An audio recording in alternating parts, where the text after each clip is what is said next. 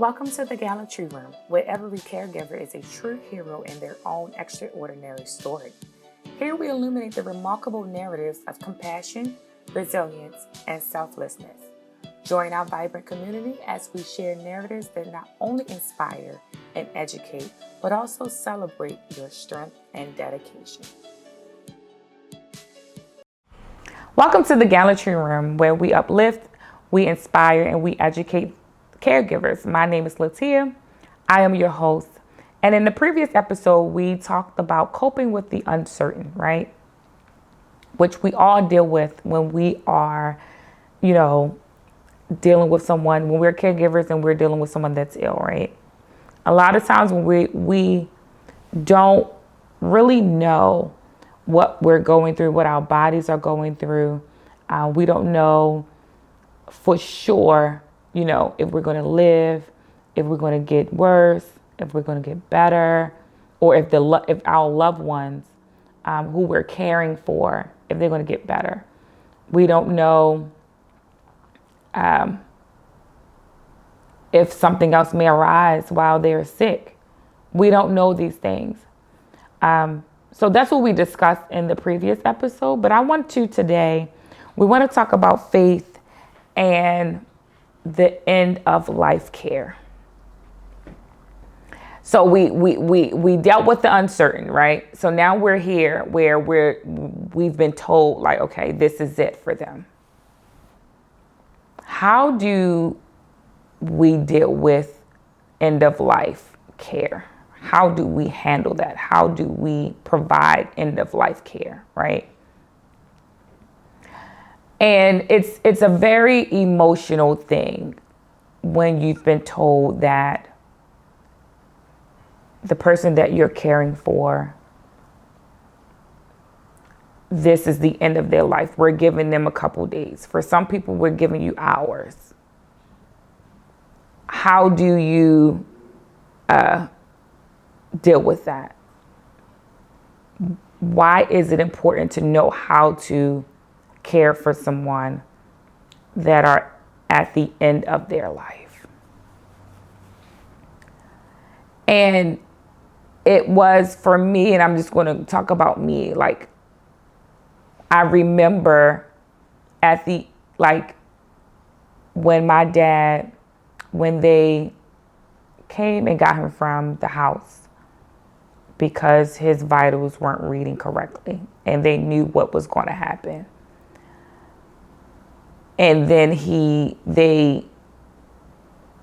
when he got to the hospital, they suggested that he go into hospice. It was very emotional, it wasn't what I was expecting, right?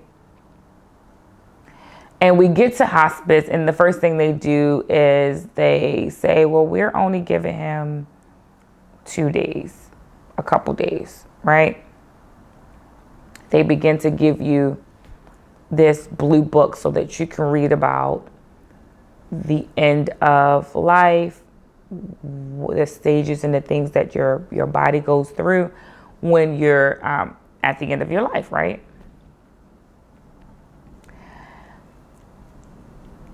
Can I tell you that it's a difficult conversation to have when the nurse come in and they tell you, we're only going to make him comfortable. We're only giving him 48 hours. We're only giving him a certain amount of time, right? How do you deal with that conversation, right? Although my dad, and it's funny, but although they gave us a few days for my father to live, there was still faith inside of me, right? I remember when I went to go see him at hospice. Now, they said they was giving my father a couple days to live. It's been a week, right? So with him passing those couple days, my faith was like, wait a minute. Okay, he's okay. Then he started asking for chocolate ice cream. And then they said, we're going to send him home. And I'm just like, okay. And so when they sent him home, we began to do the usual, take care of him, do what he needed to do. My mom bathed him, did the usual as a caregiver, right? And it was just like, okay, he's home, he's doing better, still having the faith, still believing God, still trusting God. But then when his pulse is very light, in your mind, you have to think, okay, any day something can happen. End of life care it can be very difficult to deal with.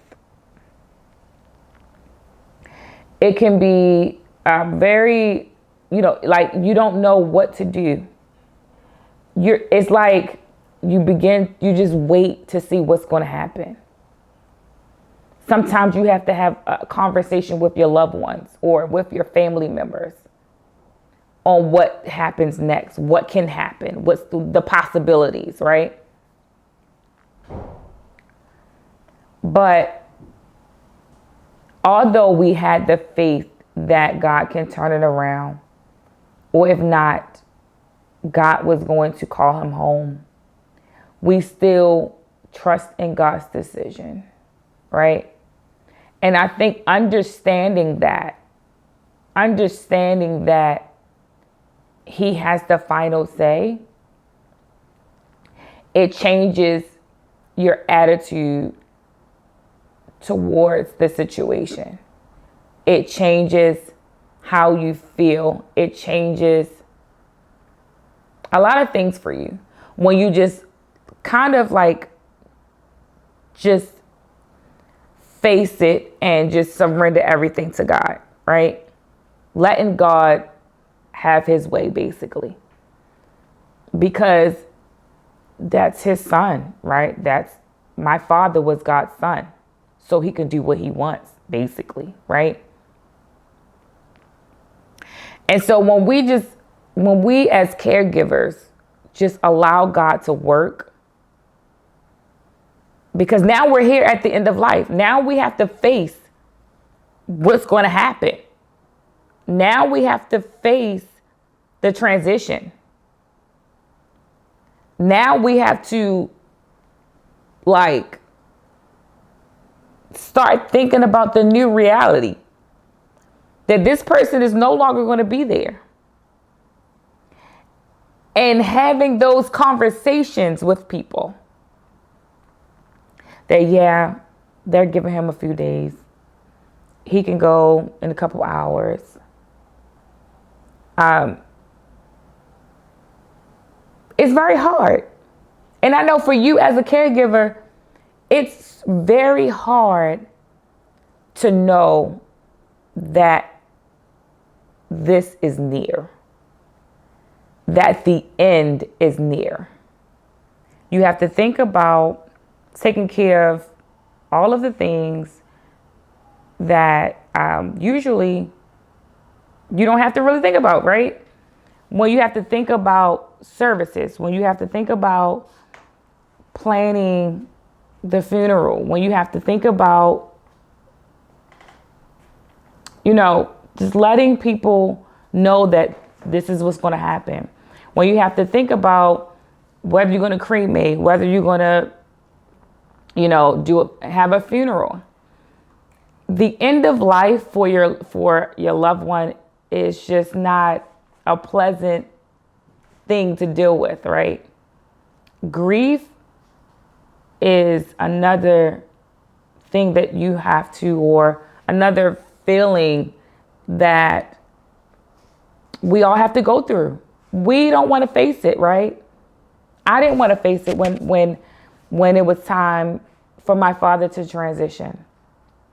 That was one of the things that you have to deal with end of life. You have to deal with grieving, deal with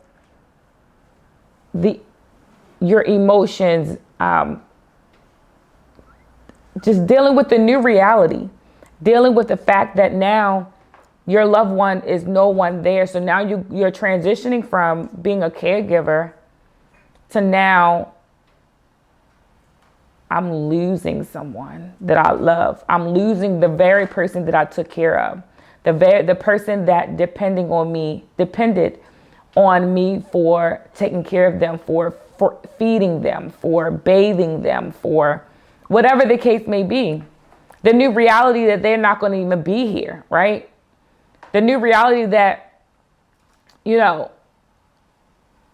I have to, like when my father passed, we had to clean out his clothes, donate his clothes, clean out my mom's house, move her into another house, just worry about all of the paperwork and the documents and everything. So end of life, the end is something that you will really, really you would have to really trust God, have faith in him so that he will give you the peace that passes all understanding, that you wouldn't even know. You wouldn't even the peace that you have no knowledge of, right? He's going to give you that peace while you're going through, while you're dealing with that, while you're dealing with the end. We don't want to deal with the end, but everybody has to, right? But trusting in God, having the faith, allow him to comfort you, allow him to, yes, you're going to grieve, but allow him to fill that void. Allow him to touch your heart. Allow him to regulate your mind. Allow him to do these things for you because nobody else will be able to. So I just want to encourage you, keep the faith, trust in God, and know that he's there with you. Thank you for tuning in the Gallantry Room. Please like, comment, and share, and hit the notification button so you'll know the next time I'll be sharing. See you soon.